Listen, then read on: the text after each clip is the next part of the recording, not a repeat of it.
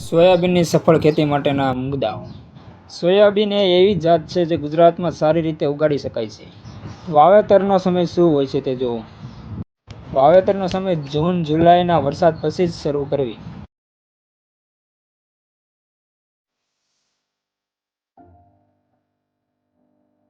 સોયાબીનની જાત.